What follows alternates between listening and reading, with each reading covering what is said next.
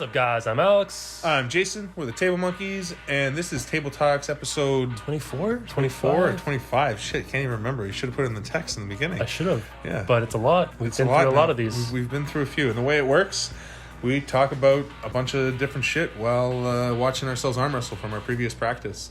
Actually, this was a peaceful protest. Yes, this is a peaceful protest, not an arm wrestling practice, correct?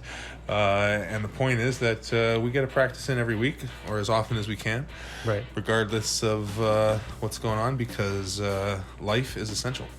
And arm wrestling is essential for me. Arm wrestling is a part of life. Arm wrestling is life. Yeah. Yes. So just some guys getting together and keeping each other strong. We had some big boys coming. This was a strong practice. Deer, Lewis, Dustin. Yeah, Dustin's Harp back in town, and then Mo and Harp showed up. Anthony's here, Mike, and yourself. Yep. It's not often that Mike and yourself are the bottom of the bottom of the pool for the day. You know Mike doesn't like to be at the bottom of the ladder. And he's getting this is I think his second time. And anyway, he doesn't usually practice every week. He usually takes a week off in between, so he's usually really fresh compared to everybody else, I think. Yeah. And getting into it's that's why you got to pull with so many different people, pull as much as you can, and that's what he's trying to do. And the only way to grow is to get stopped first. Yeah, and we're trying to get on these guys' levels, right? Dustin is probably the top dog on left hand today or this day, and then on right. I was feeling pretty comfortable with him, but I think Adir was top dog. Although Dustin, it's how everybody matches up. Yeah. Like Dustin was able to do things to Adir that I had no way of doing, and I was able to do things to Dustin that Adir wasn't able to do, and Adir was able to do Dustin to Dustin things that I can't do, and all the way around. Matches, Styles really do. It's very important. Matches, But Mohinder was feeling really strong. Mohinder on right was pretty much. I don't think anybody did anything with him. I didn't see him. Did him and Lewis end up going? Is that on here? It's not on here, but I did see that, and it was smash. Yeah, for Lewis. Yeah, Lewis's right is just it's on another level right now. We haven't found anyone who can touch it right now. So far, yeah. I mean, he's coming back from his bicep tear, and Devin has made the point before that sometimes people just come back way stronger, and his back pressure just seems unbreakable at this point. Yeah, so. I mean, his side pressure was already crazy before, and now it's just tied to this rod in his arm that doesn't want to open. So he's stupid strong. His hand has gotten better too somehow. His right hand has gotten a lot tighter. I don't know if it was just that he was always pulling, so it was always fatigued. But his right hand is awesome. His whole right arm is just pretty ridiculous. And here's Anthony Biafore on the left hand of your screen. Yeah. Speaking of him, he has been recently contacted by Adam Silver. Larry Wheels' manager. Yeah, I guess Larry Wheels might be. Adam actually reached out to me eventually as well, and he's been watching some of our content and liking it. And he's made a point that whenever Larry and him make it to Toronto, they want to try to get together with us, which is obviously kind of crazy. Awesome. Like what the fuck. So obviously we're gonna do everything we can to stay on top of that and make that happen. And we're probably gonna have to widen the door frames a little to get for Larry Wheels to get in here. Do some reconstruction for sure. We'll get Mike to help us with this construction team. But it was obviously Anton's fucking pipes and the freight train that caught Adam's attention, because Freight Train's a beast. Oh yeah, Freight Train's a beast. He was looking forward to this little sort of re-encounter, or rematch. I don't want to call it a rematch because it wasn't really a match or anything, but with Harp. Yeah. And he freaking just catches him, and then at one point I think the next one or whatever, Harp starts like, oh shit, like he tweaked his wrist a little bit. Complaining about numbness and tingling in his fingers. Yeah, which I mean, because he's given her, and Anthony's left is awesome.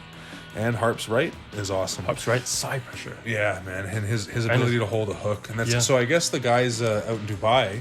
I don't know if Adam Silver directly has contacted these guys too, but Harp was mentioning that the Indian team in Dubai knows them, and they've talked a bunch. And it's probably a very tight knit community of Indian arm wrestlers. Yeah, for sure. Yeah, and so that's pretty cool. So so Harp getting a chance to pull with us this day is pretty awesome, and. Harp's hook is just awesome on his right arm. It really is. And he's still with Lewis. Lewis pulled right through it, right? Yeah, but you see, but Harp and Nadir have a great match together. Yeah, that's at the end of the video. You guys will get to see that. Yeah, at the end, right? Yeah, it's just crazy how all the styles make such a difference. Yeah. Some people are able to get through somebody's hand and deal with their arm, or somebody's arm is able to deal with the et cetera. Like there's just, again, with our hill, or not our hill, but with Devin's hill, obviously, and the way we're analyzing it now, you just start to realize how all the positions play together. We're gonna start listing out all the counters and all the moves that work well against this move. You just start, now that we've thought about it, even you just start watching, like right here, like freaking Mohinder's high hook. Yeah, his H1 is just too much for me, no matter where I try to go. Yeah, and, really, you only have two options. You got P2 or KM. Yeah, and I guess I could, like, we didn't really go into the strap, so maybe in the strap, I'm a lot better in the strap. I might have been able to find something, but his back pressure and his cup were just so strong that day. It just felt like it wouldn't have really mattered much. And if your fundamentals are just that much stronger than your opponent, it's almost impossible for you to. Yeah, there isn't, like, if the high hook is too strong, there's not a lot of, I mean, there are counters to it, but they have to match that strength, you know, like, so if the person's components in the high hook, you know, are too strong, you're just not gonna, it's not gonna matter if you use the right counter. Your force isn't enough to counter. Exactly. That's why it's not, you know, it's arm wrestling is similar to chess in the combat sense, but there's the added element of strength, which and we made this point before, because strength is rule number one, is be strong. So once we're both strong and our strengths have become somewhat equal, then the match can stop. And once the match stops, then it becomes a chess match. And that's the biggest part. And that's why the other two rules are don't fight a losing battle and don't take what's being given to you. Yeah, because once you start playing out the way that the matches go, like even Mike being able to get a deer on his right there, you know, like, again, as people get tired in practice, everything changes, but a deer felt like steel to me this day. Like there was nothing I could do with him. And Anthony does well with him right here too. But anyway, the point being is, again, strength is the first and foremost factor. So once you're equal enough that you can mitigate the strength, then it becomes a chess match. And if your strengths are even, I guess with techniques, there are ways to kind of quickly one-shot your opponent if you get the right attack against the wrong defense. A fast hit. Fast hit. Obviously, some people can really even out strength just with speed. But again, if their speed isn't going to the right area, it can be mitigated pretty quickly too. You know? Right. I mean, you get like Travis Bajan and Jerry Carteret. Well, Travis Bajan's obviously going to get the hit off. He's very fast. But Jerry's Jerry's move counters Travis very well, and it stops his hit. And Jerry's also very quick to his hit, so it's close enough. Like another guy who's a presser who doesn't come forward as fast or as hard as Jerry does, for example, might not be able to stop Travis, even if they are as strong or whatever. It's part of what makes Jerry able to stop Travis or beat Travis is the fact that he gets to his move almost as quickly as Travis does. So, and then the factor being that, look, what you just said is that Jerry's P2 counters Travis's T2 just 2-2 well. Fuck, man, we're gonna be such nerds. But once, what we're gonna do is actually start analyzing some matches, you know. So like here, Anthony's in what are we gonna? That's definitely in H2, right? Drag, right? H2 defensive. Yeah, defensive H2, and then Mike was in T1. Yeah. He was posting top roll. He's kind of in between like high posting and low hand. Like he's not, because he kind of drags through his pronation. But he's not focusing on a cup. It's more about post. He's not. Yeah, he's like posting, but then he's finishing it like low hand a little bit. You know what I mean? So it's starting to come together. But I think you're right. I think you just, by thinking about what the difference is in the two positions, you just realize what it is that he's actually losing or not focusing on as much. It makes it a lot easier to figure out. Once you start understanding where they are and you know, it just becomes a language, you know. I'm sure this is literally what happens in Devin's head at like a fucking rapid rate, like so quickly, like he's got it just figured out already and thought about it on so much deeper of a level than anybody else has, that's what's happening in a match, is he's able to feel and process all that shit so quickly. And even like when he talked to us about the way that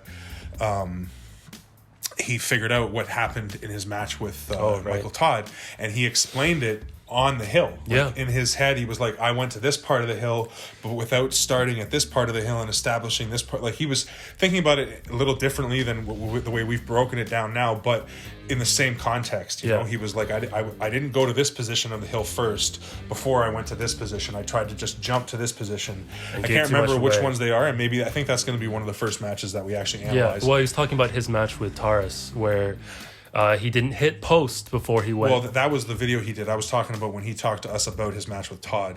Oh, yeah. But in the video with Taurus, he talks about making the same type of mistake. Yeah, yeah. And he did he break it down on the hill and that one too? I'm not sure if he broke it down on the hill. But the idea, that would be a good one, actually. Let's do that. Let's break that down on the hill and then explain what he's talking about. Speaking of matches, and since we have that BAL sign in the background here, we've got another BAL coming up very soon on January. Yeah. Or maybe we shouldn't even mention the date just in case. Yeah. It's going to randomly happen on some day that only certain people know about who are part of the peaceful protest that we will be holding at Table Monkeys headquarters, in which Derek the Canadian Dragon Askey is going to be taking on Paul. The Goldilocks was his name a couple weeks ago, but he is rising so fast that he's not going to hold that name long. No. He's going to be the Big Bear or the whatever, the fucking Big Bad Wolf or some shit. He's gonna Aussie Arm Wrestler's gonna see him and that's what'll happen. We'll make sure at some point he gets a good win. That's Aussie Arm Wrestler can he'll find a nickname for him. Grace him with a nickname at that point. So they're gonna go for a best of 5 right hand. And then Derek Elshaw versus Miguel LeBlanc. Miguel the Intensity LeBlanc. So that's a really good match. Derek's got the experience edge for sure on Miguel, even though Miguel trains his ass off and has been pulling for a while. But they have very different styles. Miguel loves to come inside and press. He's very much about shoulder commitment, and Derek is about posting top roll. Yeah, he's that outside puller. Yeah, so should be some good matches. Hopefully, I don't think we're gonna have any 3-0, maybe. But we'll see. Yep. I mean, super matches are always intense, and there's a lot to be. There's a lot more to get through than just one thing, you know. Right, and it's always experience is going to play a big factor in the Derek and Paul match, since Derek's got a lot more experience than Paul. Yeah, so keep on top of things. Like, subscribe, do all those things, and share the video, and we will see you guys next time. Monkeys out. Peace.